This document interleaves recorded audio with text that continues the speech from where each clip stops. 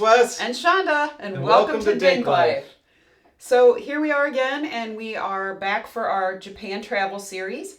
Today we are going to talk about traveling from Osaka back to Tokyo so that we could go to Tokyo Disney. What you will learn as you continue to watch any of our videos, we are Disney fanatics. Yeah, we do love it. Trying to go to all of them. Hopefully someday we'll finish the last two in China. We've got a bit of a problem. But that's okay. I mean, that's what we like to do. So definitely high on our bucket list of things to do was to go to Tokyo Disney Resort, and we made it. Yep. So we didn't get up terribly early. No. I don't think. No, we didn't have to rush too bad. No, there was no reason for us to rush because all we were really planning on doing this day was traveling and then checking into our hotel. Yep. That was pretty much the extent. Yeah. Oh, and visiting their version of Disney Springs. Springs. Yeah. So we didn't need to do a bunch of rushing around for that. So again, we took the Shinkansen back to Tokyo, which we've talked about, all the getting there and this and that. So I don't probably think we need to rehash all of that. Oh yeah, but I can say we did get different breakfast than the eggs and shit day. Oh yeah, you guys did get the same thing, but I ended up wanting to try, because when we're in places, I always get McDonald's breakfast. Oh my God. Just to try it out. And like, I've had it in Germany, I've had it in Paris. It all tastes pretty much similar to exactly here. But this was the one place that, the McDonald's breakfast, so they have the same sandwiches, but when you get them, they come with ketchup and chopped onions on it, like they're burgers. And it's pretty nasty on a breakfast sandwich. So I'm sure you can ask to probably have it removed, as long as somebody can understand that from you. But I don't know if you'll be able to do that. So just be warned, if you get a breakfast sandwich from McDonald's there, it's going to have ketchup and chopped onions on it. My recommendation, why bother eating at McDonald's when you're in a foreign country? You can get that anywhere. Eat something local. But, to each his own, right? Mm-hmm. Wes wanted to try it. Lesson learned, right? You will not be eating McDonald's in Japan ever again. But that's okay. So yeah, we got our breakfast. We got on the Shinkansen. It was about a 2-hour and 15-minute ride back to Tokyo. And we just did the basic things that we had done before. Again, there's plugs in the seats, so you can charge things. Again, a plug. Yeah. It's a plug, not a charger. But if you watch our previous videos, we talk all about that. Yeah. Pardon me. So we finally got to Tokyo Station. I want to say it was around noon. Yeah. Oh, and if you're on the way back, just make sure you want to sit on the left side of the car going back if you want to see Mount Fuji. Correct. So, we got there.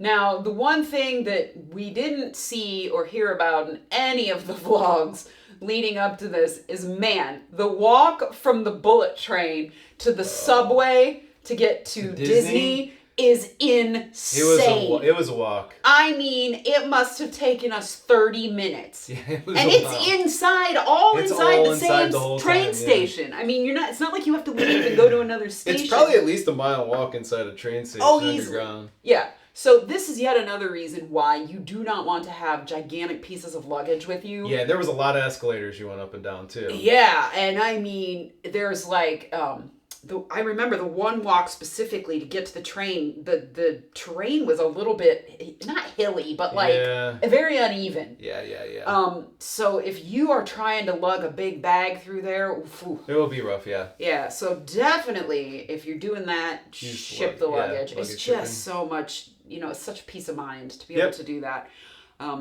So I think it took us longer to walk to the train than it did to actually get to Disney. Yeah, I would say so, yeah. But then once you get on, it's like a straight shot. Yep. It maybe only took like 15 minutes. Yeah, I think it was 20 tops. Yeah, so it's pretty quick once you get to once you finally get there. Yeah. To get to Disney. So it drops you right off at Disney Springs, which is awesome. Their Disney Springs is called Ikspiari. I'm sure I'm probably saying that wrong. I'm just pronouncing it like exactly as it's spelled, phonetically. So pardon me, I'm so sorry if I'm saying it wrong. But that is their version of Disney Springs, and you get off right there. Yep. Now, unlike here in the States, the monorail around Disney Resort in Tokyo is not free. So when we first got there, we were staying on the monorail at the Hilton Tokyo Bay. So we knew we needed to get a monorail pass because we wanted to go and try to check in. So the first thing we did was get off and buy a monorail pass. The cool thing is you can buy them in like a number of days. You can buy like a 1-day pass, a 3-day pass, a 7-day pass, however many days you think you will need it. Yep. So we got a 4-day pass because that was really the only way we were traveling once we got to the property. I can't remember what it costs. I want to say it's about $8 a day. Yeah, maybe. It wasn't terrible. No. It's just strange. I mean, if you're used to American Disney parks, the transportation is not free. No, and it's mostly just because you're a 20-minute train ride from the biggest city in the world. And it's just to keep people from riding around on it. Right. They want to make sure you're actually staying in the resort, utilizing the resort. Yeah, because if not, it would max out the train system there, and it'd be a nightmare to get around it. Yeah, but there's only 3 stops. Yeah, 3 stops on the monorail. Right, on the whole monorail. And it's a full loop. It's Ikspiari, or Disney Springs, and then there's Bayside, which basically drops you off at all the hotels and things like that. Oh no, there's 4 stops. There's Tokyo Disney. Oh, then there's Bayside, and then there's Disney Seas. Yep. So there's 4 total stops, but it's all on just one big circle. Yep. So we got on, and we rode 2 stops, and our hotel, even though it wasn't a Disney property, was a 5-minute walk, if that. Oh yeah, from the monorail station. From the monorail station. I would say it was about a block and a half distance. Yeah. It took a while because once you leave the street, the hotel's set a little bit off the street, like any hotel. Yep. But you couldn't get any closer. No. It was $120 a night. Yeah. I want to say something like that. Yeah. To stay on top of the property. Yeah, it was really cheap. I don't think you could do it now at that price, but we got a good deal on it. No. Just because travel opened up. But I don't even think, even if you were paying full price, it wouldn't be like it is No. here. Like here, if you want to stay on the monorail, you're paying $500 a night to stay at the Grand Floridian. I think it would maybe be like in the 200s if it, like when it was normal price. So even at that, it's worth it. Yeah. Because here, you're paying Polynesian, contemporary, Grand Floridian prices. Price is still way cheaper than anything in Orlando. Totally insane. So not only that, our room, once we finally did check in, was stunning. But we'll talk about that in a little bit. So this was the one place, everything you see, it tells you cannot check in until whatever the check-in time is. You cannot check in a minute before. Now, we didn't have that problem anywhere else we stayed. We got there a little early. They actually let us check in early. Yep. But we got to the Hilton and tried to check in early, and we're told, absolutely not, come back at 3 o'clock. Yeah. And that was it. Yep. It was nice. You could leave. We did. We left our hand luggage there, though. Our all the carry-ons and stuff. we left there, so we wouldn't have to carry them around. Yeah, we did check that in. And then we hopped back on the monorail and went right back to Disney Springs. Yeah. We were going to do that anyway. We just wanted to see if we could check in first. Yeah. So we headed back to Disney Springs just so we could check it out. Because we didn't know, with only having 3 total days at Disney, 3 whole days, if we'd have a chance to come back to Disney Springs. Yeah. So I keep calling it Disney Springs, but it's easier to say. Yeah. Ikspiari. Ikspiari. Yeah. So again, as with most things in Japan, unlike here in the States, it's not one flat shopping area. It's like a multi-level outdoor mall. Yes. And I think it was 4 floors. Yeah. Yep. They just don't have the room. Nope. But it was huge. This was really much bigger than City Walk. Yeah. And it had more of a variety of stores than a lot of places. Yes. I would say this would be more comparable to the Disney Springs in Orlando. Yeah. Than any of... It was that big. Yeah. It was really big. Yeah. There was no Gideon's, though. If you're familiar with Gideon's. We just sort of got off of the monorail and started wandering around. Now, we were kind of hungry. There are a ton of restaurants there to choose from, both table service and counter service. Yeah. But we were kind of specifically looking for something more Japanese, because when in Rome, right? A friend of ours was like, "Oh, you have to try this Yakiniku BBQ." Yeah, Korean barbecue. Korean, it's sort of Korean. This That's wasn't what it's. Korean, though. Yeah. But something similar to that, Yep. if you're familiar with it. The name of this place specifically, and I am going to butcher this, I'm sure, was ICHIZENYA Ikspiari Kitchen. Something along those lines. Yeah. Wes will put a link.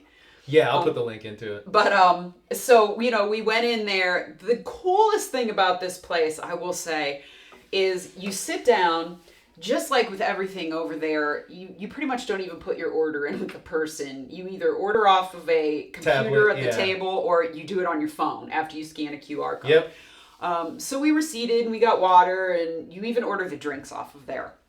So you order what you want, which is just sort of like a meat platter. Just like other things we had eaten, you know, you really only can order a couple of things. There were like a couple of different choices of platters with different meats, but then all like the sides are the same. You know, it's like rice. Everything else is pretty much the same. Yeah. You're just changing your meat varieties. Yes. And the coolest thing though is like you're sitting in this booth and your food just slides up to your table on a conveyor belt. The door comes open and you grab it. Yeah. So like nobody even brings it to your table. Drinks came the same way. Yeah, the drinks come out on a really conveyor cool. belt. Yeah.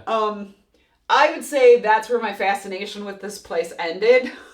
Yeah. And then also there's a little grill in the middle of the table, like a legit. Yeah, which that was cool too. Yeah, like fire. It's like a little charcoal grill. Yeah. Right directly in the middle of the table, so your meat comes out raw. Now, thankfully, because we were in Japan, I have no idea what I ordered. None. Yeah. It's just a bunch of raw meat on a plate. I think it was all beef, though. It was all beef. That was the one thing I did know. It was all cuts of beef. Yeah. And so then you just take your meat off of there and you cook it. Wes had some shrimp, a couple of shrimp. Yeah, I did have some shrimp. But otherwise it was all beef. It was just okay. Yeah. I didn't think it was anything special. Okay. It was a little bit pricey too, so I think I want to say I don't remember what the price was, but I think it came out to about $100 for the two of us with drinks. Yeah. The experience was really cool. It wasn't that.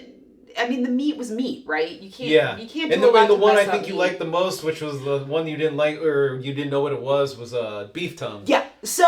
Because it had a really nice salty flavor to it. Right. I am one of those people that I'm like, for some reason, my brain blocks me from eating like lamb and venison. You know, just like weird things. Yeah. I mean, if I don't know what it is, though, I'll try it. Right. So, when we left later, I was like, oh, here was all the things that was on my platter. Oh my God, I just ate beef tongue. You know, like, I think it was the best thing I ate. Yeah, it was really good. It tasted a lot like bacon. Yeah, it was really thin cut and it was almost like a steakum or something like that. Yes. Yeah. It was like a fat piece of bacon. Yeah. It was shaved that thinly. And it was extremely salty, which I love. Yeah.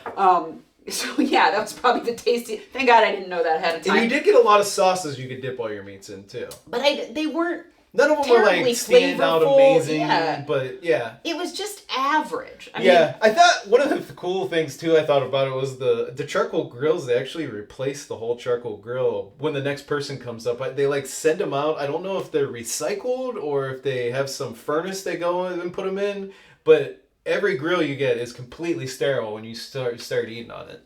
Right. I mean, that's kind of cool, like cooking the meat at the table. Yeah.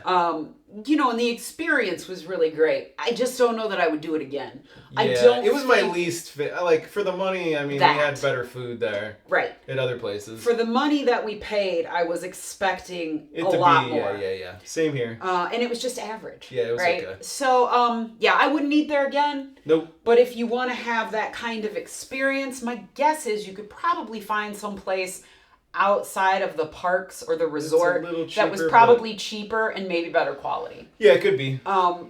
But that's the thing. I mean, you know, here in the States, if you're at Universal City Walk, not Disney Springs isn't quite the same. You're probably not going to get the best quality food. These are not like gourmet restaurants, right? Yeah, now, but I think these are fairly good there. You know, Disney Springs, there are a couple of really good restaurants. Yeah. I don't want to knock all of Disney Springs because Art Smith's Homecoming is amazing. But I do think that these were fairly good Asian places that were in that place. They're just expensive. Yeah. At least they were at Disney. At least the one that, I mean, there was other places there that wouldn't have been as bad. It was just that one thing we did there. It was expensive. Yeah. So after we ate, we kind of just wandered around and checked the place out because we wanted to get a feel for what was in there. Yeah, we wanted to see what the Disney store was like too, yeah. Definitely check out the Disney store. Now here's what I will say about, this was my second Disney store. I went to one in Tokyo on my solo day that Wes didn't go to with me. Yeah. The Disney stores there are just that. They are not the merchandise that you can get in the parks, which is weird because here... You know, like if you go to the World of Disney at Disney Springs, it's like merch that you can get in the parks. Yeah. Not so much in Japan. It's like just a legit Disney store, like we used to have all over in the States. Yeah. So to me, I don't know. The merchandise wasn't that great. Yeah, the merchandise I didn't think was very good there. Yeah. We didn't really buy hardly anything in the store. We No. bought more stuff in the park. The stuff in the park was more interesting than the store. The store was really boring, I thought. I thought so too. So it was a pretty big letdown, the store, I thought. We didn't really buy anything. Even in Disney Springs, we didn't buy much of any merch at all. No, but one thing I wanted to say though is if you go, how that place is laid out, if you go down to the bottom floor, it's kind of the food court in there, and there actually is, which is kind of unique for a Disney Springs, there's a full grocery store down there. There is. Yeah. And then the rest of the floors kind of go, I think the next one up's more just shopping, and then the two higher level ones are a lot more of like bars and restaurants. and foods, Yeah. So after we had walked around for a bit, we decided to hit a pub and just grab a beer because we were still waiting to check into the hotel. And the pub's on the very top floor of Disney Springs. We found like an Irish pub. Yep. And oddly, we were seated right next to another couple from America. They were from Chicago. Chicago, yeah. And the wife had been there to run the Tokyo Marathon. Yep. So it was really cool. We had quite a long conversation. Yeah, we talked to them almost the whole time we were there. Yeah, and it was just interesting to hear about why they were there, what they were doing there, their thoughts on the cultural differences. Yeah, because it was their first trip too. Correct. To Japan, and they were even probably like, I don't know, 10 years older than us. Yeah, and they were only going to Disney Sea. Yep. They were not going to Tokyo Disney, which I'm kind of the mind of like, if you're going to spend all that money and you're going to be there, you might as well do both. Yeah. But that's just me. That's just my opinion. And they may not have had the time or cared. Yeah. Not everybody's as big of Disney freaks as we are. For sure. So, we had a couple beers, a couple of drinks there. Yeah, and it's a craft beer bar, so you could actually get flights of beer in there, too, if you wanted to sample a flight. I had a 12% barley wine in there, which was actually really good, which I didn't see any super high percent beers like that there. That was one of the few. They also had food, but, we had just eaten, so we didn't need to eat anything. But what I saw coming to other people's tables looked pretty tasty. Yeah. Just bar food, French fries, things of that nature. But yeah, I mean, overall, it was, very tasty. Yep. The beer was good. The selection was good. It was nice to have more than one beer option for a change. So we did hang out there a little longer than we expected just because we got caught up in conversation with that couple, but they were lovely people. Yeah. And then we finally went back to the hotel to check in, and I think by that time it was probably almost 5 o'clock. It had gotten pretty late. We were far past the 3 o'clock check-in time. I thought it was pretty late when we went back. Yeah. So we finally got back. We were able to check in. As we had said earlier, our luggage was already there. And they just bring it right up to your room. Again, I kid you not. We got in the elevator. We went up to our room. We put our stuff down. And the doorbell rang and there was our luggage. Yeah. Again. Yeah.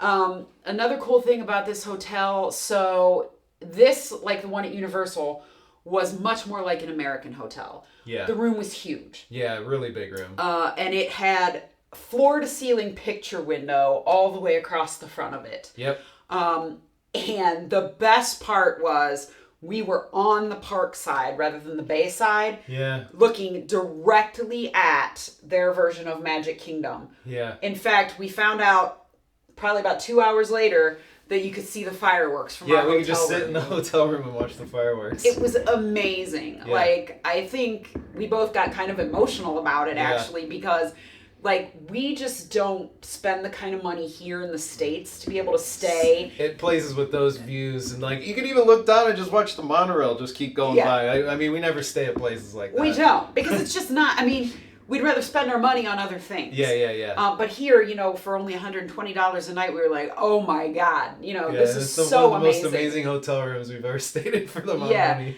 And they had like those, the window coverings were like those shoji screens. Yeah. Which was kind of cool, right? So it still had the feeling of like a Japanese hotel. Yeah. You could open and close the shoji screens. Yep. And again, the bathroom was just like all the other ones. It had a whole wet room where the shower and the tub were all enclosed in a glass room. Yeah. So, you know, you could just get the whole room wet. Again, I could have drowned in the tub, which was great. I love that. And then, you know, the sink and the toilet are in completely different areas. Yeah. So that you can have, you know, 2 people in there at the same time if you have a family or whatever. Yep. It was a really nice room. It was beautiful. And one other thing I will say, on the ground floor, they had everything. There was a Disney store in the hotel, which actually had better merchandise than the one at Ikspiari. Yeah, it did. There was a Lawson's, which had anything you could want. We got beer, sandwiches, snacks to bring home. They had clothing stores. They had restaurants. They had like grab and go. Everything you could possibly think of was in that hotel. Yeah, there was pretty much everything. Yeah, it was a really nice hotel. Yeah, I mean, I would stay there again in a heartbeat. I think it had 2 restaurants down there too. Yeah. So, I mean, obviously we haven't been to any other hotels there, but for the money that we paid, and even if it was $200 a night, I still think it was totally worth it. Yeah. We couldn't have asked for a better hotel. No, it was perfect.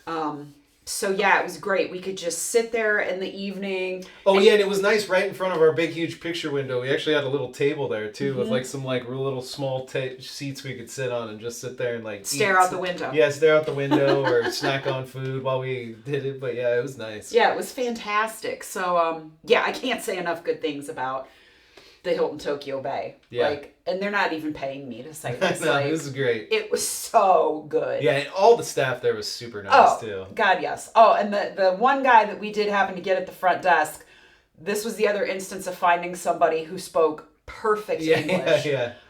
It was amazing because any questions that we had, things like that, he spoke fantastic English. So that was kind of nice.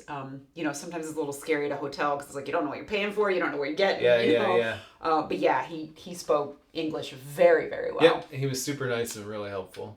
Yeah, so I think that night we probably just grabbed a couple snacks from the Lawsons and a few beers and sat and watched the fireworks. Yep, that's all we did. Watched what was going on at Disney and called it a night because we were going to get up very early the next morning and go to Tokyo Disney Sea. Yep. So that was basically just our first day at the Tokyo Disney Resort. Again, mostly traveling to mostly the resort, a travel day. traveling around the resort, and just getting a feel for the lay of the land. Yep. But one thing I did, I taped the whole monorail ride, which I guess Wes can probably put a portion of that in here. Their monorails, at least the one we first got on, it was really cool because like the little handhold things when you're standing were Mickey heads. And their windows in the car were actual Mickey heads, which the monorails here aren't. No, and it's a different style monorail than here. It's more like a weird modified subway car or something there. But they're really nice. Yeah, and the monorail goes around both of the parks. So yeah, the 2 amusement parks sit in the middle, and then the monorail just goes around the whole center of it. Yeah. So yeah, I mean, it's really, we never took a bus. I don't think there was no reason to. Nope. But that's how we mostly got around. So anyway, that was our first day at the Tokyo Disney Resort. Just giving you some of our thoughts, and our next vlog will be our first full day at Tokyo Disney Sea. So as always, just remember, whatever you decide to do, just get out there and do it.